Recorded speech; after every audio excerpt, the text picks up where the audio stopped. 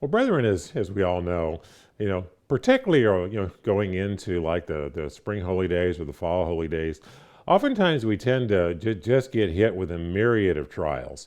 And by the time you kind of get into the holy day season, oftentimes we're just kind of worn out, from all the trials and just fighting all the things that go wrong in our lives. And while that can be particularly true around the holy days, that's just one of the things that's, kind of inherent to the Christian life is oftentimes just being beat up by trials, and just kind of, as a friend of mine used to love to put sometimes it's like the waves of the sea. You get hit with a wave, and as soon as you get back on your feet from the first wave, well, then another wave's coming at you. And sometimes just the trials that we go through in our Christian life can just over time, if we allow ourselves, it can just wear us down, to where sometimes we can just get discouraged and just lose heart and want to give up. So sometimes it can kind of just, if we allow ourselves to succumb to it, it can just give us kind of a fatalistic attitude. Or we're kind of like, the joke people sometimes say, well, just kill me now and get it over with. So sometimes we just, can get worn down and kind of feel like that. So I'd like to address that particular subject today. So if you'd like a title for this sermon, it's Having the Faith to Not Lose Heart. Again, having the faith to not lose heart. Because as we're going to see today, Christ even told us in one of his parables, he indicates that he's, was expecting this to be a problem, particularly, but the time right before he returns, that there would be a problem of people losing heart and not having faith. So we needed to look at this and see what we need to do to ensure that, again, we don't succumb to trials and just lose heart and give up and lose our crown, lose our opportunity to be in the kingdom of God.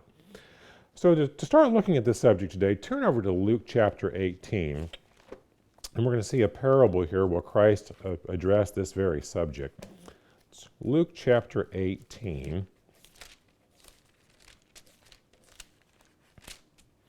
We'll start reading here in verse 1. So then he spoke a parable to them that men always ought to pray and not lose heart, saying, there was in a certain city a judge who did not fear God nor regard man. Now there was a widow in that city, and she came to him saying, avenge me of my adversary. And he would not for a while. But afterwards he said within himself, though I do not fear God nor regard man, yet because this widow troubles me, I will avenge her, lest by her continual coming she weary me. Then the Lord said, hear what the unjust judge said. And shall God not avenge his own elect who cry out day and night to him, though he bears long with them? I tell you that he will avenge them speedily. Nevertheless, when the Son of Man comes, will he really find faith on the earth? Notice he's kind of questioning is he going to find much faith when he returns? In other words, he's expecting that to be a rare commodity, at the time that he would return, is that, mankind will have faith. And as we're going to see today, faith is one of those things that is an absolute necessity for us to stand up under the trials and in the beatings that we receive in this life, and to keep our eye on what God has planned for us, for the kingdom of God and the reward that we can receive, because we need that to successfully endure to the end and to get through the trials and the tests that we go through. So what I'd like to do as we go forward here is look at, again, some of you might say, the common causes that can make us feel like, that we just want to give up, that can cause us to be beaten down. And you might say even some of the dynamics that take place as that comes about. And one of probably the more common things that can wear us out in our Church of God environment today is the feeling of being isolated and alone. I'm sure a lot of us can identify with that. It's always been, a situation in the Church of God that, we're kind of the oddballs in the world that we live in. But, going back years ago, like when I grew up as a kid in the Worldwide Church of God, oftentimes there, you attend a congregation, there was hundreds of people around, and you had, a good social support, kind of around you in many cases.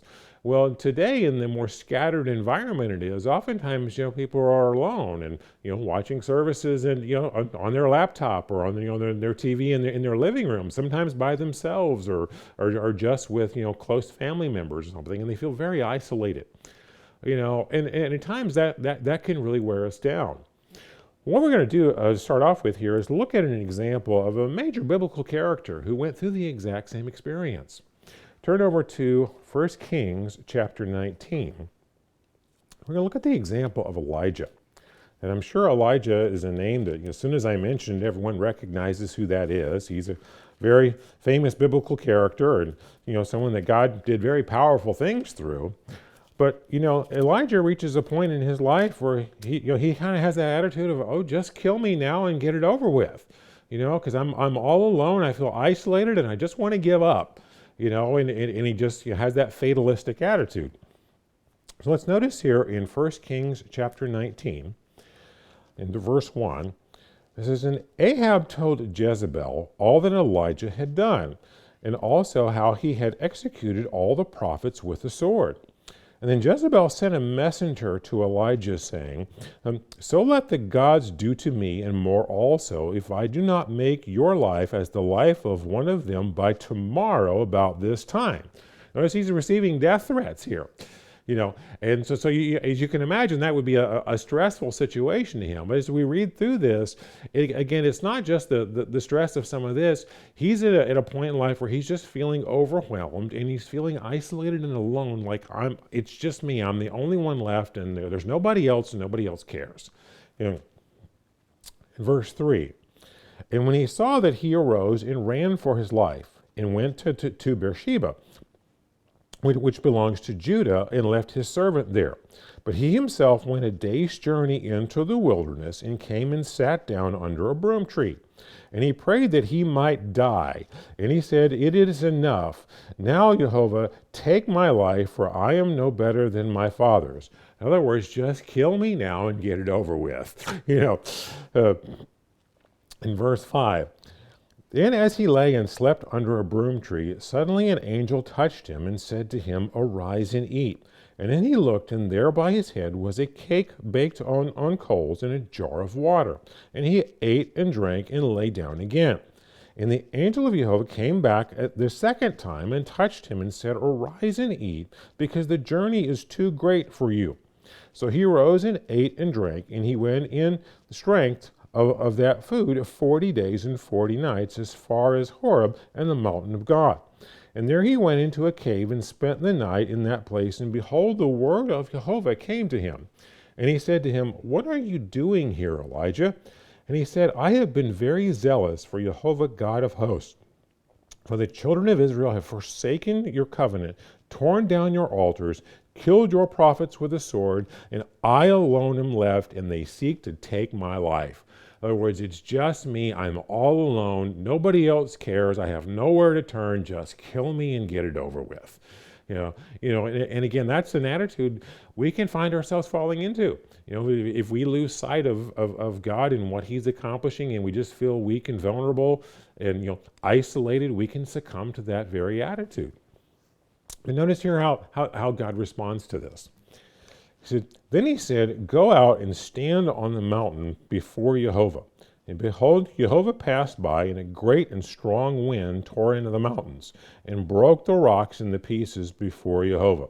But Jehovah was not in the wind. And after the wind, an earthquake, but Jehovah was not in the earthquake. And after the earthquake, a fire, but Jehovah was not in the fire. And after the fire, a still small voice. So it was, Jehovah, when Elijah heard it, he wrapped his face in his mantle and went out and stood in the entrance of the cave. And suddenly a voice came to him and said, What are you doing here, Elijah? So he said, I have been very zealous for Jehovah God of hosts, because the children of Israel have forsaken your covenant, torn down your altars, and killed your prophets with a sword. I alone am left, and they seek to take my life. Again, he's very overwhelmed by the feeling of isolation and just being alone, and he's got nowhere to turn. In verse 15, And then Jehovah said to him, Go, return your way to the wilderness of Damascus. And when you arrive, anoint Hazael as king of Syria.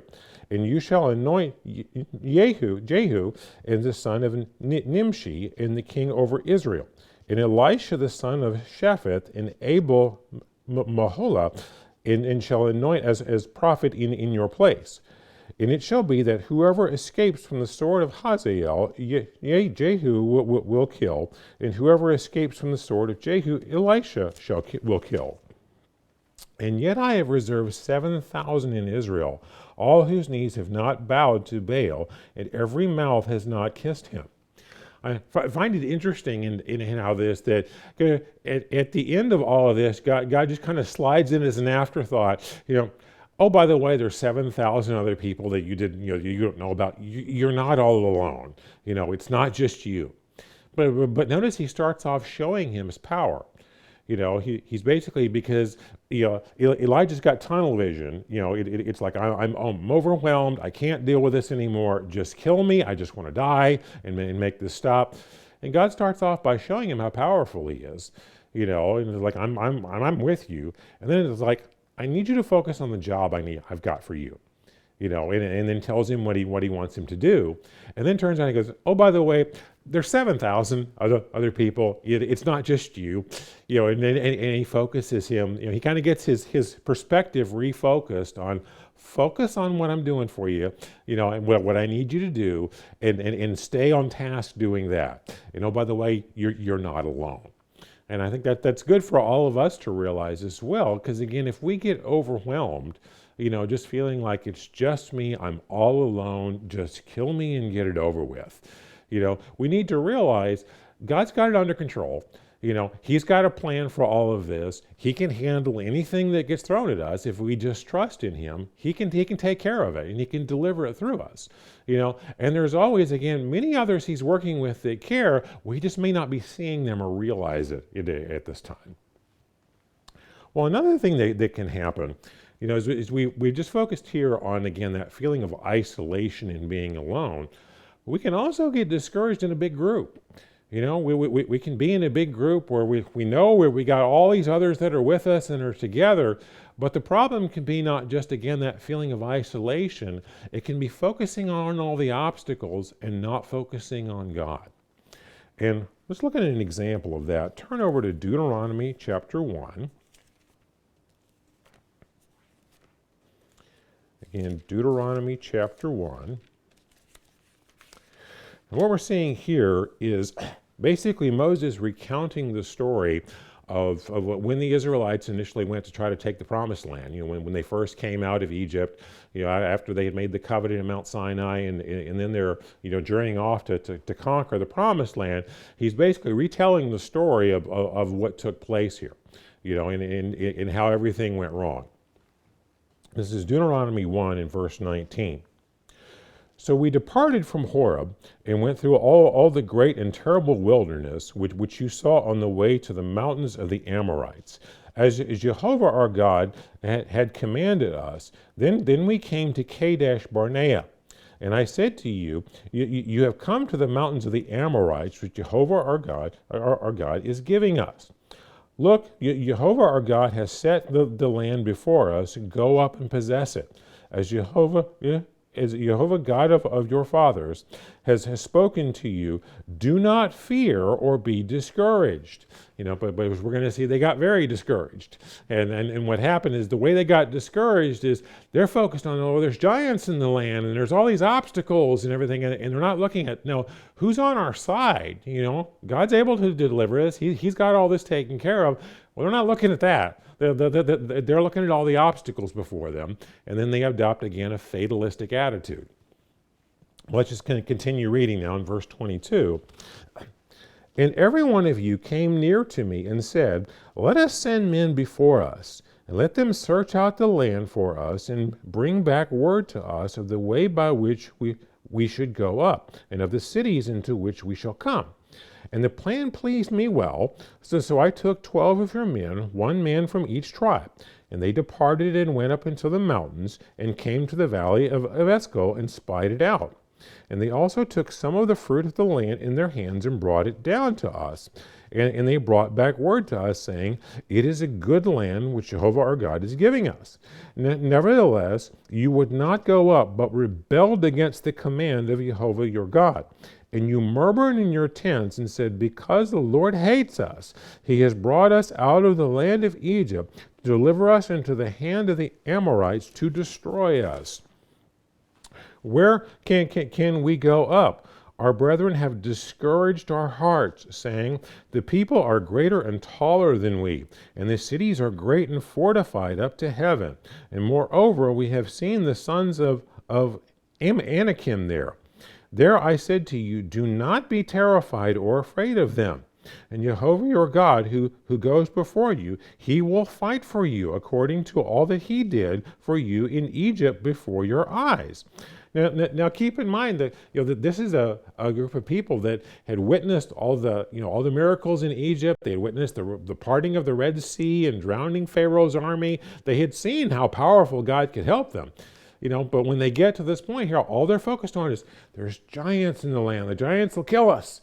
And they're not focused on, wait a minute, we have a God, that's helping us out.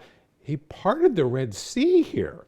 He's performed these massive miracles, and they're not thinking, okay, well, let's just trust in him to take care of it. That's not how they're thinking. They're thinking, we got these big obstacles, we're all going to die. Let's give up. And again, if we take our eye off God, we fall into the same mentality.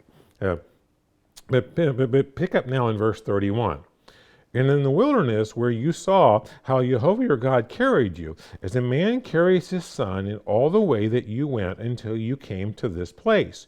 Yet for all that you did not believe in Jehovah your God, who went in the way before you to search out a place for you to pitch your tents and to show you a way you should go, in the fire by night and in the cloud by day.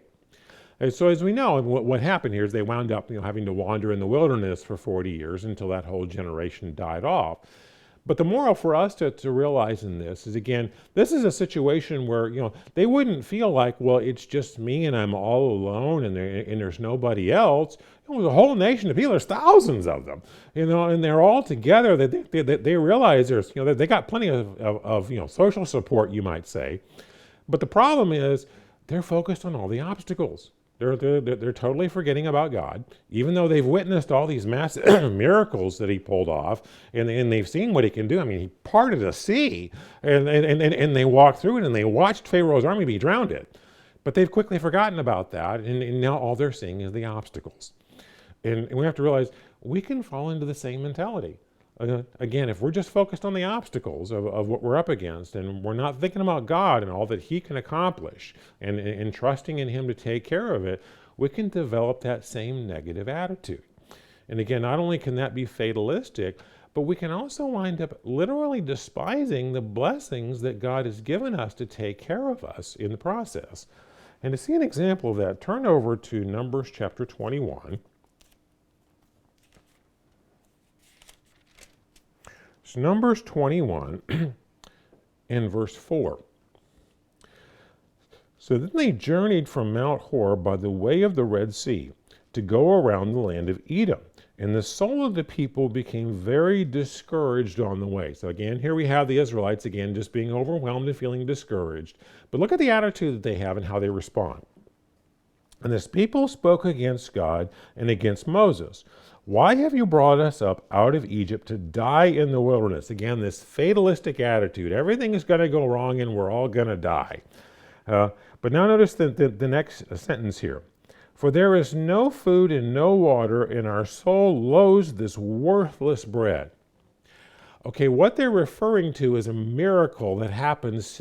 Food falls from the sky 6 days a week and has been, taking care of them and sustaining them through all of this. This is they see miracles literally on a daily basis to sustain their basic needs. But what's their attitude of it? This worthless bread, that we have. See, it's a hostile attitude to even what God has done to sustain them and to take care of them. And see, that's what can happen if we allow ourselves again to succumb to that negative, fatalistic, discouraged attitude. Because we have to keep in mind there's a spiritual battle going on here.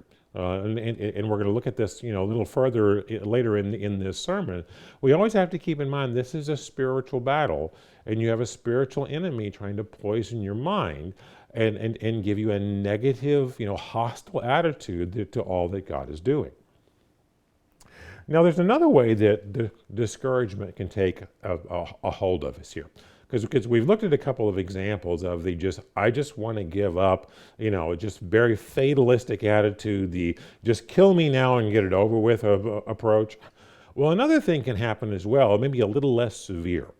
In other words, if we take our eyes off of God and His plan and what He's got in mind for us, another way that we can respond to that in just kind of getting discouraged in our overcoming is not necessarily just being fatalistic, just kill me now. It's just getting distracted and just pursuing other things, and just getting off the course of, of seeing our and pursuing overcoming and trying to pursue our Christian lives. And to see what this is about, turn over to Proverbs chapter 29. Proverbs 29.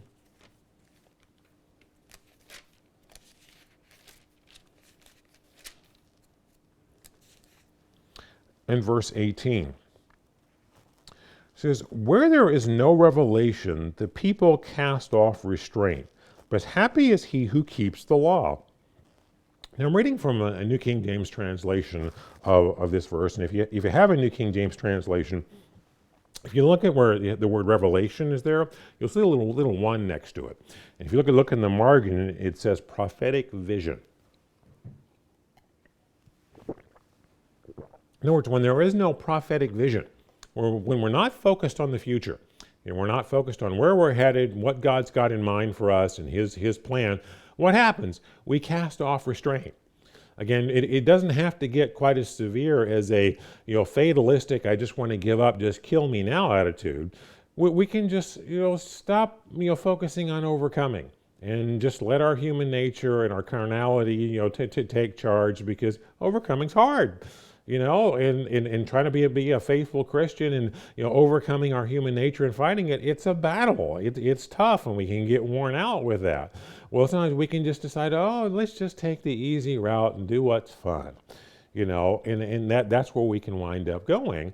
Again, if we allow ourselves to cast off restraint, losing our focus and our faith on where we're headed.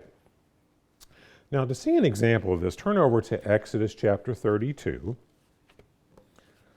It's Exodus 32. Look at the famous golden calf incident here.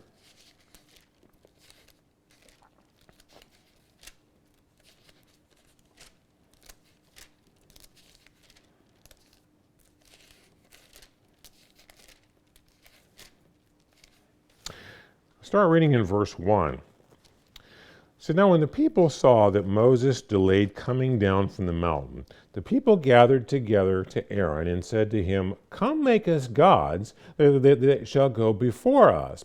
For as for this Moses, the man who brought us out of the land of Egypt, we do not know what has become of him. See, they've kind of lost their patience, lost their focus, and now they're going to go right back to idolatry, is what we're going to see. We're going right back to the pagan environment that they came out of, because they're totally losing focus on what they're here for.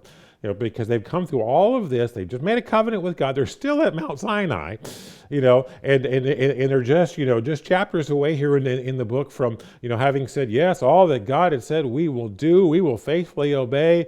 And they're like, well, we kind of don't know what happened to this Moses. Let's make a calf and worship it, And we're going to see here, they don't just have a calf, they wind up having an orgy here, as we're about to see. So now continue on in verse 2. And Aaron said to them, break off the golden earrings which are in the ears of your wives, your son, your daughters, and bring them to me. So all the people broke off the golden earrings which are in their ears and brought them to Aaron. And he received gold from their hand and fashioned it in the engraving and made a golden calf. And they said, this is your God, O Israel, who brought you out of the land of Egypt. So when Aaron saw it, he built an altar before it, and Aaron made a proclamation and said, tomorrow is the feast unto Jehovah. See, now he's making up holy days. And, and they then rose early on the next day and offered burnt offerings and brought peace offerings. And the people sat down to eat and drank and rose up to play. Now, in my last sermon, I talked about the story of Ishmael and Isaac, where it says that Ishmael was mocking Isaac. And I mentioned that that's not well translated in English because it just sounds like two brothers that are just making fun and just poking fun at each other. And I mentioned that the Hebrew word there can mean just mocking, or it can also have a sexual connotation to it. And I use the example of Isaac and Rebekah. When Abimelech sees Isaac, as the New King James says, showing affection to Rebekah, and he comes back later and he goes, "That's not your sister, that's your wife. You don't show that kind of affection to your sister." Well, that was the same Hebrew word. Well, it says when they rose up to play here, it's the same Hebrew word that we're referring to here. So what it's referring to here, they didn't rise up and get out some board games and start playing Monopoly. They rose up and had an orgy is what it's referring to here, because that was common in pagan worship. To take place, to have lots of immoral sexual activity involved in their worship. That was quite common at the time. So, and pick up in verse 7. And Jehovah said to Moses, "Go get down, for your people whom you brought out to the land of Egypt have corrupted themselves. And they turned aside quickly out of the way which I commanded them, and they have made themselves a molded calf and worshipped it and sacrificed on it, and said, 'This is your God, O Israel, who brought you out of the land of Egypt.'" You can see here God's basically saying, you go down and deal with the people you brought out of Egypt. I'm disowning them. It's kind of how he's addressing it. But flip over to verse 21 here. We'll kind of see the rest of this, because you'll see how this ties into Proverbs 29 that we talked about earlier. In verse 21, and Moses said to Aaron, "What did this people do to you that you have brought so great a sin upon them?" And Aaron said, "Do not let the anger of my Lord become hot. You know the people that they are set on evil. For they said to me, 'Make us gods that shall go before us.' As for this Moses, the man who brought us out of the land of Egypt, we don't know what has become of him." And I said to them, "Whoever has any gold, let them break it off." So they gave it to me, and I cast it in the fire, and this calf came out. It was magic, Moses. We just threw this gold in there, and a calf just magically came out. I don't know how it happened, and it's all the people's fault. Don't look at me. It's everybody else's fault, and it was just magic. Just a calf just came out. I just find that really hilarious how this story is, because it's just so ridiculous of how he's trying to justify his behavior. But look at verse 25. And now when Moses saw that the people were unrestrained. Now, the Hebrew word here for unrestrained, when we read in Proverbs, when the people cast off restraint, when there's no prophetic vision, they cast off restraint. This is the same Hebrew word, that they were unrestrained. For Aaron had not restrained them to their shame among their enemies. So you can see what was happening here. The point I'm kind of getting at is that being discouraged, losing our focus on overcoming, losing our focus on pursuing the kingdom of God. It can take, again, that they just discouraged, just kill me now, fatalistic attitude, I just want to give up. Or we can just kind of lose focus and stop focusing on overcoming and find something more fun to do, and just kind of give in to our carnal human nature and just start drifting off and just go back into the sin that, that we tried to come out of. And again, they both have the same destructive end to them. It just packages itself in a different manner. Well, how do we deal with this? As we're going to see in the rest of the sermon, having faith and being focused on what God is going to accomplish for us, and that he can see us through whatever gets thrown upon us, trusting in him and keeping our focus, our eyes very focused and our mind very focused on what God has in store for us and what the ultimate plan is, what his reward for us is key for us into continuing to overcoming. Because if we keep that motivation, then we have the exact opposite response. Again, instead of just wanting to give up or just wanting to totally get distracted from our overcoming, we're very motivated to be very focused on it. So turn over to 1 John chapter 3.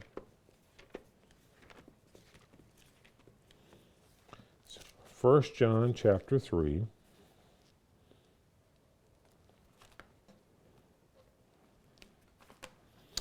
In verse 1.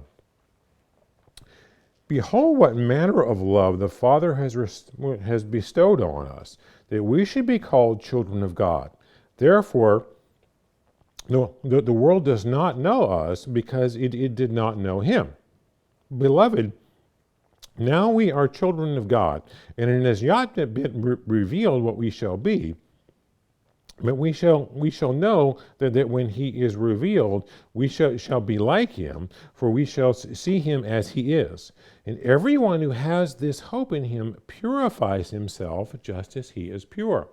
So you can see it's the exact opposite of casting off restraint or just wanting to give up and say just kill me now and get it over with. No, it's a much more motivated, focused approach, because we're seeing this wonderful reward and end to this that we want to be a part of.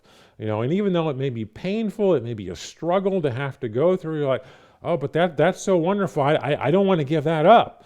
And if it has to be just this painful endurance, well, I'll do it because the reward at the end of this, that's just so wonderful. I can't sacrifice that. So I'm willing to endure whatever pain and whatever suffering I have to go through to get there. Well, how do we do this? How do we make sure that we stay on track? Well, as I mentioned previously, one of the big things we need to realize is we're in a spiritual battle.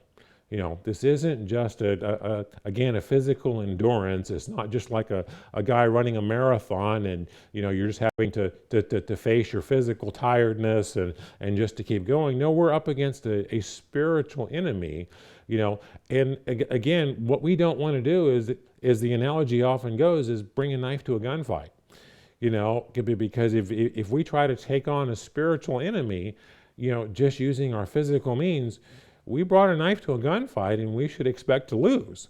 So we have to be utilizing God's Spirit and particularly faith, to fight this battle and to overcome. So turn over to Ephesians chapter 6.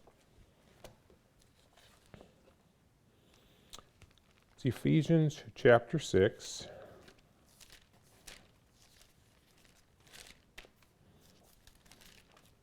Well, see here, it's talking about the whole armor of God, but what I want you to particularly see is the role that faith plays in being able to fight off Satan's attacks. It's in Ephesians chapter 6 and verse 10 we'll start. It says, finally, my brethren, be strong in the Lord and the power of his might. Put on the whole armor of God that you may be able to stand against the wiles of the devil. Again, we're up against a spiritual enemy, and if you're in a spiritual fight, you need spiritual, weapons to be able to fight it. You need spiritual strength to be able to do it. Because if we're depending upon our own physical, ability, we're dead in the water. I mean, we've brought a knife to a gunfight, we should expect to lose. Then pick up in verse 12.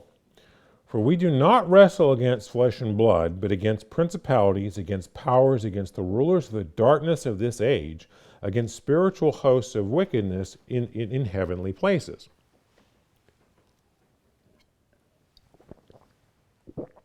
Therefore, take up the whole armor of God, that you may be able to withstand in the evil day, and having done all to stand.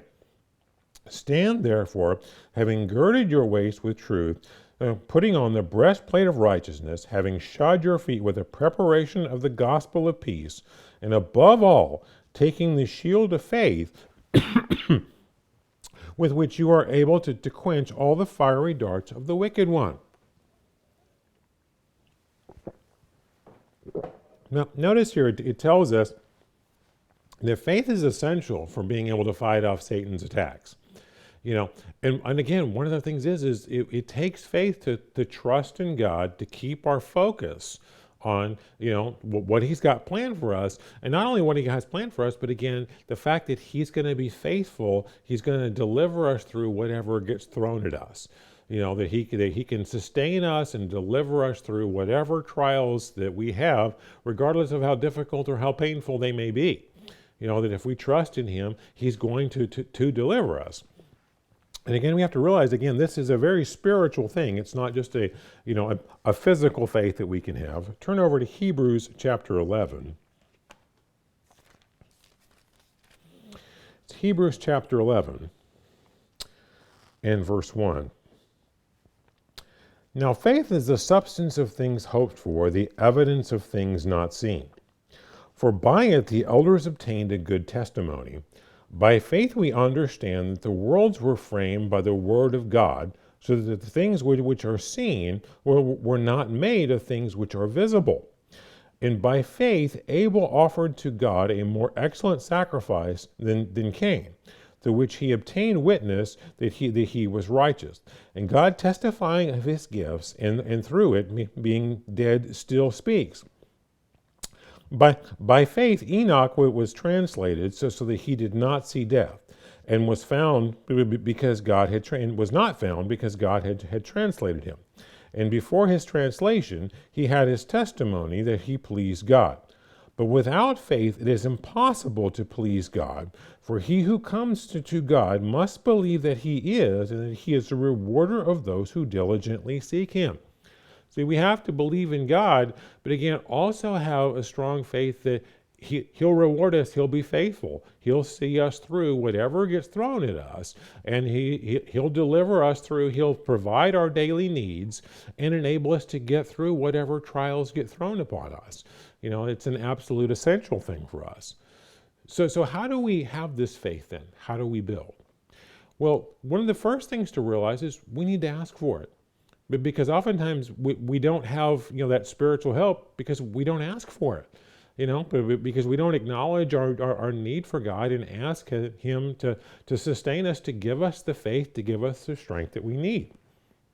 Now turn over to James chapter 4. We'll see this basic principle here. It's James chapter 4 and verse 2. You lust and do not have, you murder and covet and cannot obtain. You fight and war, yet you do not have because you do not ask. You ask and you do not receive because you ask amiss that you may spend it on your pleasures. See, we have to ask God. We have to acknowledge our need for him, and we have to ask for the strength that we need. And again, we have to do it according to his will, again, not just to exalt ourselves. In all that. But let me also kind of put, a little bit of a disclaimer in all of this. My mother used to love to say to me when I was a kid, she'd say, son, be careful what you ask for because you might get it. And I think Rick kind of touched on this in his first day of Unleavened Bread sermon. We need to think about things that we ask for in prayer because, we might get it. And the reason I say that is because, sometimes we look at it like, well, if I ask for faith, God will just flood me with faith. Or, if I ask for patience, he'll just give me patience, And it's kind of like the old joke of, Lord, give me patience and give it to me now, because we think of it that way. In reality, it's like if you pray and ask for patience, God's probably going to put you in a situation in your life where you need to develop patience, where you got to wait for something and it's going to be painful. Well, if you ask for faith, yes, he'll deliver that, but he's probably going to put you in a situation in your life where you need faith to get through it.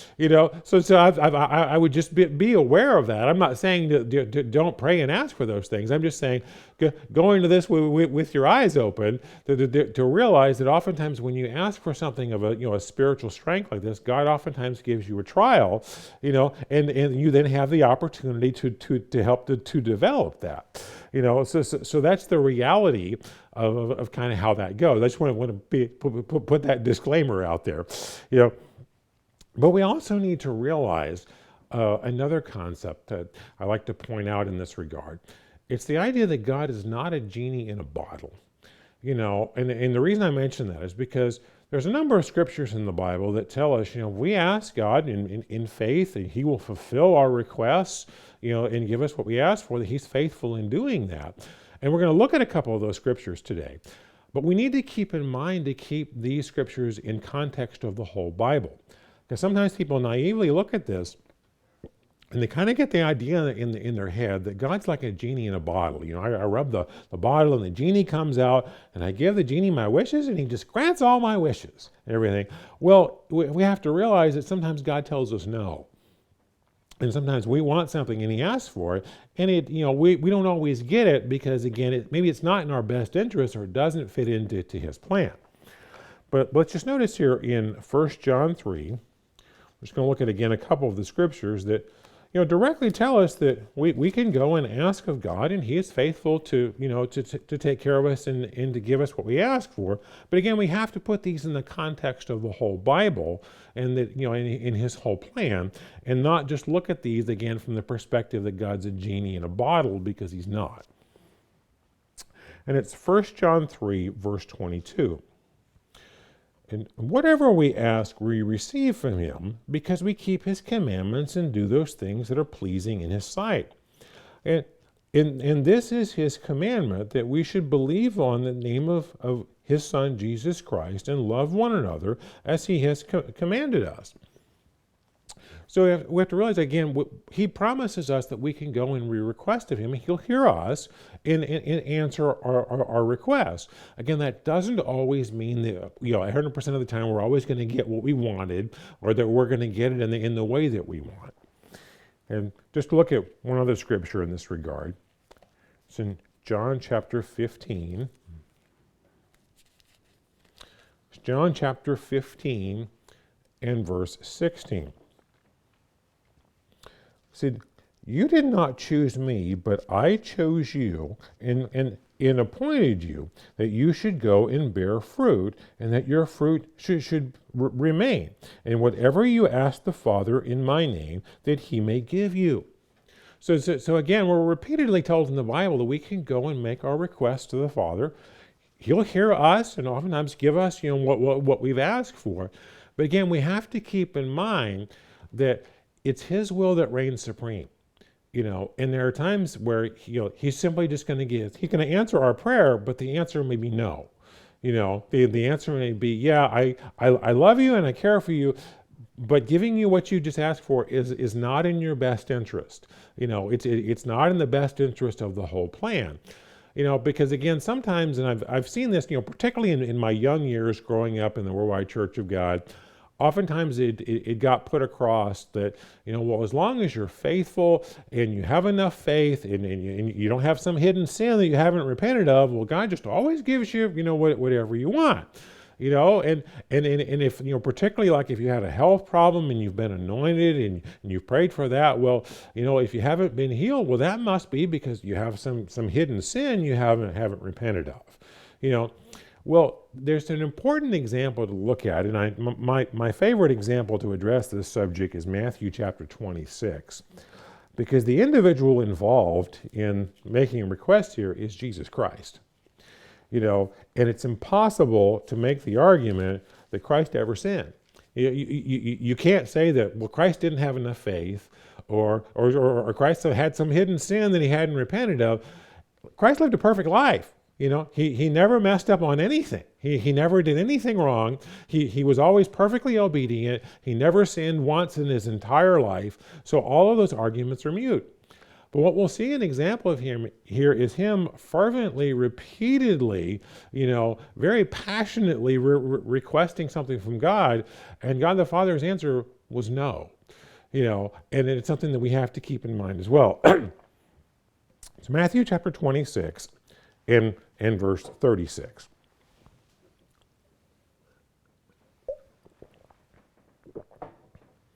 So then Jesus came with them to the place called Gethsemane.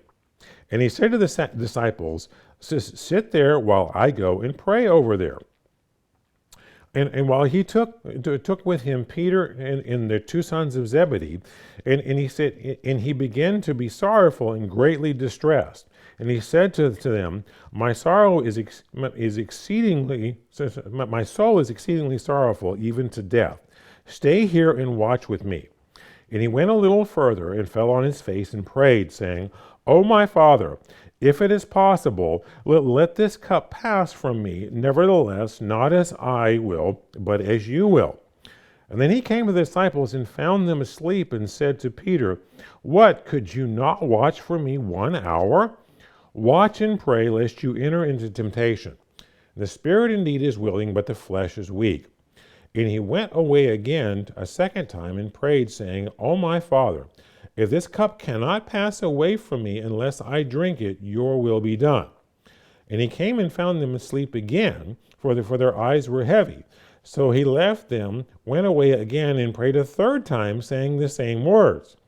And he came to his disciples and said to them, Are you still sleeping and resting? Behold, the hour is at hand, and the Son of Man is being betrayed into the hands of sinners.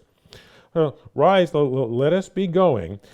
You see, he who betrays me is at hand.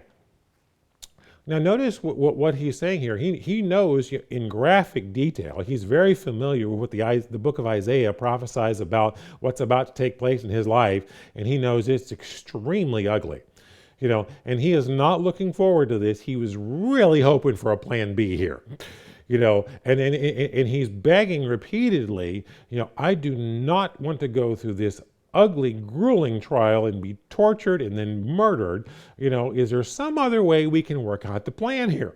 And I mean, you could totally understand any of us in his circumstances, in his shoes, would be saying the same thing. Please, can we skip this? This does not sound like any kind of fun. But the most important thing of his example here is notice he always says, here's what I want, but your will be done. In other words, if your answer is no, and you decide I have to go through this, I'm going to suck it up and deal with it. I'm not going to enjoy it. It's not something I want to have to go through, but if it's your will, I'll submit and I'll do it. Because we have to realize that's how it works. That's how faith works. Because ultimately, yes, we can, trust God to hear our prayers and to answer us and such, but sometimes that answer is no. And we have to realize that that's an important part of understanding how faith really works, because we have to be willing to trust God in whatever he has planned for us. And again, sometimes that's a very ugly, painful trial that we don't want to go through. And to just reinforce this point, turn over to Hebrews chapter 11. Because much of this chapter in Hebrews chapter 11, is all these very, nice, feel-good, heroic stories. We say, of all these things people faced, and we see the triumphs that they went through, and it's stories, kind of like Moses, and they part the Red Sea, and they go through, and Daniel's in the lion's den, and he doesn't get eaten by the lion, and you have all these other different types of examples where it's wonderful to read because this person trusts in God, and God protects them, and they don't face the ugly things. Well, there's another side of this that's covered in this chapter as well.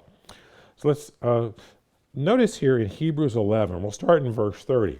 And what we're going to see here is, again, several of the very positive, you might say, feel-good stories that we like to focus on, where the good guy gets saved from it all and protected from all the pain. And then we're going to see the people that went through ugly pain and had to endure that through faith as well. And this is Hebrews 11 and verse 30. By faith, the walls of Jericho fell down after they were encircled for 7 days. By faith, the harlot Rahab did not perish with those who did not believe when she received the spies with peace. And for what shall I say? For time will fail me to tell of Gideon and Barak and Samson and Japheth, also of David and Samuel and the prophets, who through faith subdued kingdoms, worked righteousness, obtained promises, stopped the mouths of lions, quenched the violence of fire, and escaped the edge of the sword, and out of weakness made strong, and became valiant in battle, and turned to flight the armies of the aliens. Women received their dead raised to life again. See, these are all the stories we love to focus on. Like, yeah, these folks had faith and they prayed to God and God just protected them from everything and everything worked out great.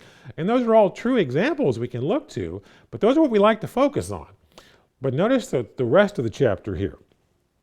And others were tortured, not accepting deliverance, that they might obtain a better resurrection. Still others had trials of mocking and scourging, yes, of chains and imprisonment. And they were stoned, and they were sawn in two, and were tempted, and were slain with the sword, and they wandered about in sheepskins and goatskins, being destitute, afflicted, tormented, of whom the world was not worthy. And they wandered in deserts and mountains, in dens and caves of the earth. And all these, having obtained a good testimony through faith, did not receive the promise, God having provided something better for us, that they should not be made perfect apart from us. Now, I'm sure if you look back at the lives of all the individuals that are referred to here, I'm sure they were praying along the way, hey, can I be delivered from this? Can I not be persecuted and killed and tortured and go through all that? I'm sure that was their will. But to those prayers, God said, no, it's my will that you have to go through this. And again, that's what faith meant, because faith always means accepting God's judgment. And again, realizing not just that, that we pray for him and may he'll protect us from all pain, but that in the long run, the ultimate reward of being in his kingdom is worth all of it, and that he'll sustain us through it all. And so that's a very important thing for us to realize. So on this subject of faith and accepting God's will, I think probably one of the best examples in the Bible on this subject is the book of Job. Because as you go through the book of Job, I think it's important to think about this story from the perspective of what Job actually went through.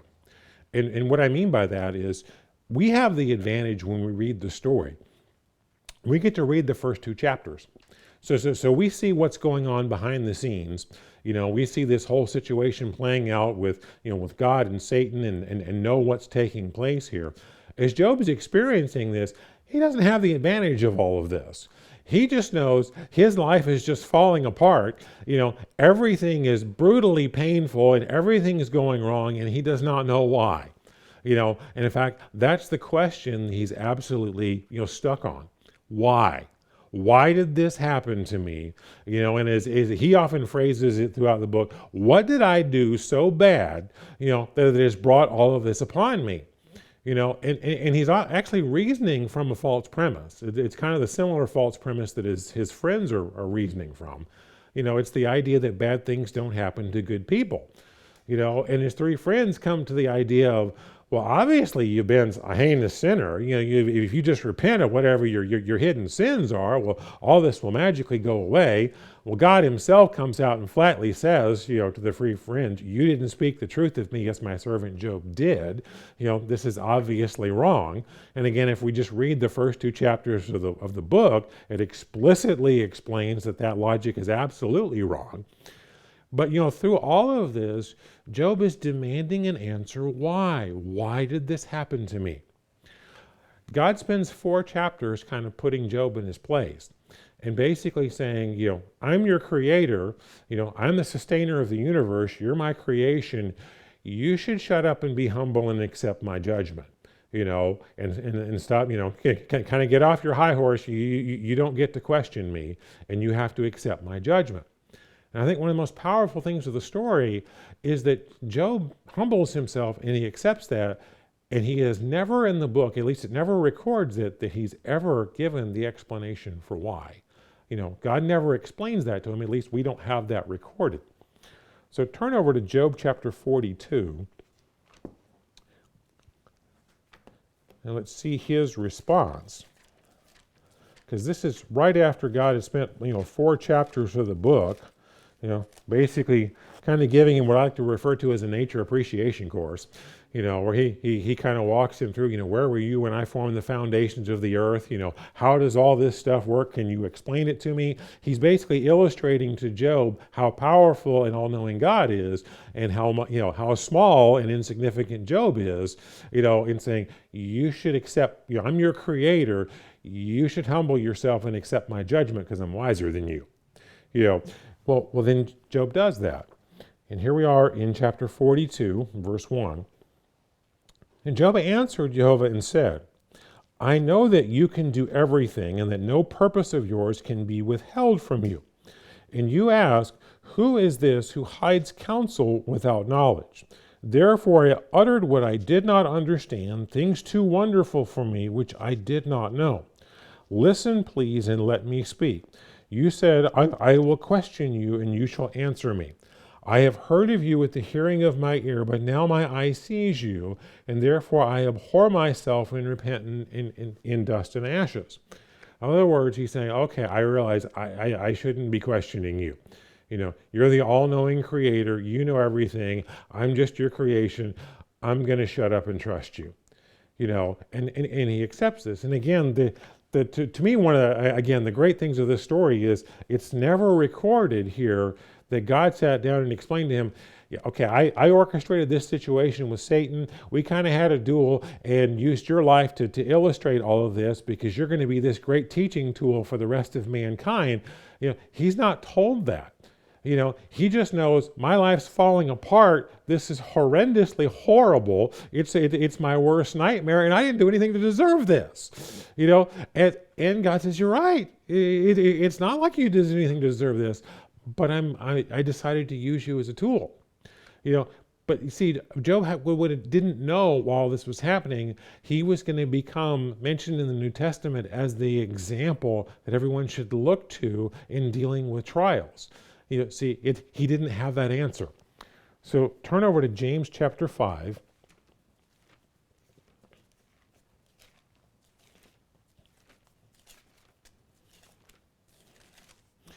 James chapter 5. We'll start reading in verse 10.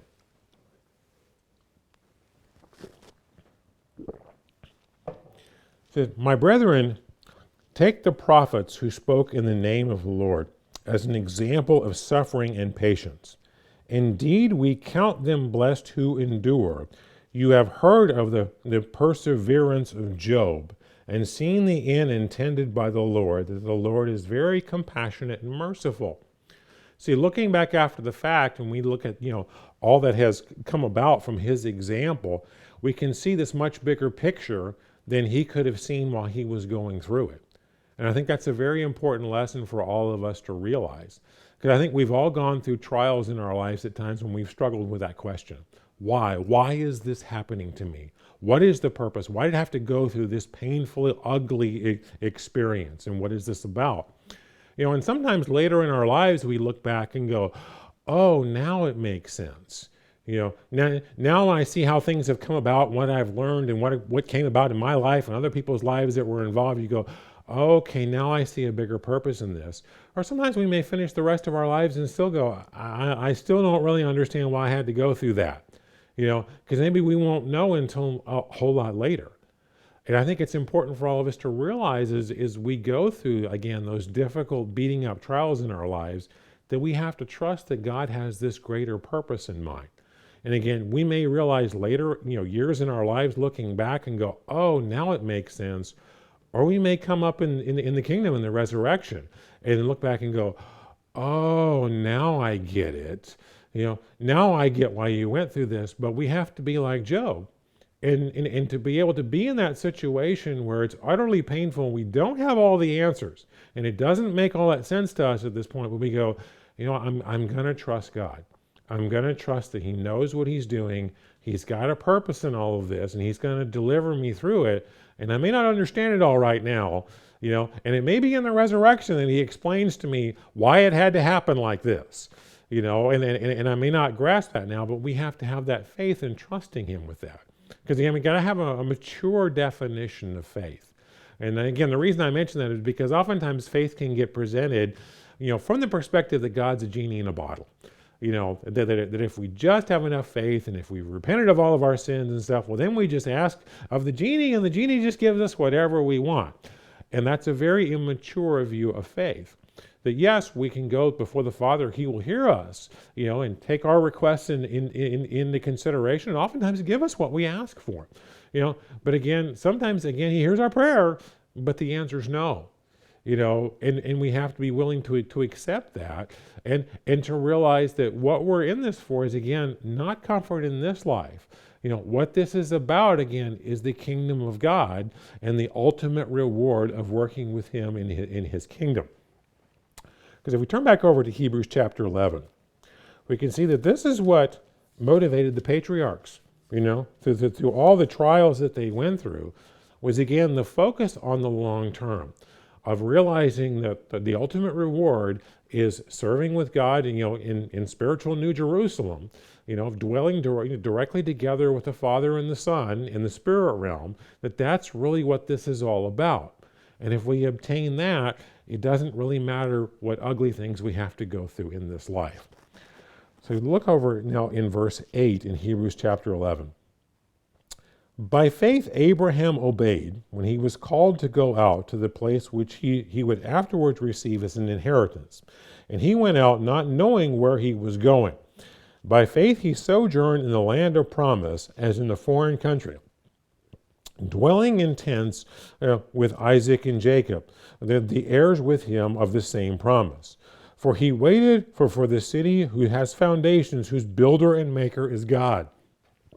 In other words, he had off, not understanding the whole picture, not knowing where he's going, but what is he ultimately focused on? New Jerusalem. He's focused on the kingdom and says, okay, whatever I have to go through in this life, it's worth it. If I make it into the kingdom, it doesn't really matter what I have to suffer through in this life. In verse 11, by faith Sarah herself also received strength to conceive seed, and she bore a child when she was past the age, because she judged him faithful who had promised. Therefore, from one man, and him as good as dead, was born as many as the stars of the sky in multitude, innumerable as the sand by the seashore. And these all died in faith, not having received the promises, but having seen them afar off, being assured of them and embraced them, and confessed that they were strangers and pilgrims on the earth. For those who say such things declare plainly that they seek a homeland. And truly, if they had called to mind that country from which they had come out, they would have had the opportunity to return. But now they desire a better, that is, a heavenly country. Therefore, God is not ashamed to be called their God, for He has prepared a city for them. And again, that city is New Jerusalem. And they endured through trials, again, not always knowing what this was about or where they were going or how this was going to end or how God was going to deliver them through it. But how did they endure through it all?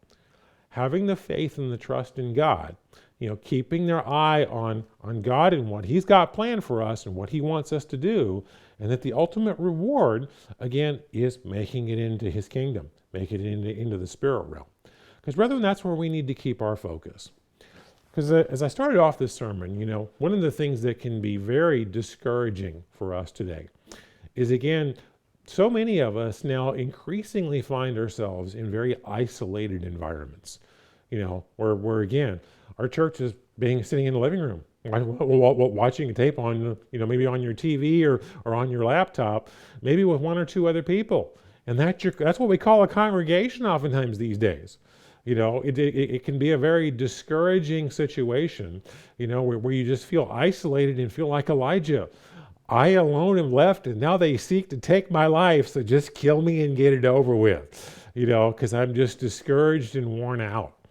And if we allow ourselves, we can succumb to that and again have that fatalistic attitude, where we want to give up, or again we just get distracted and then start pursuing the physical, pleasures of this life that seem to make life feel better today.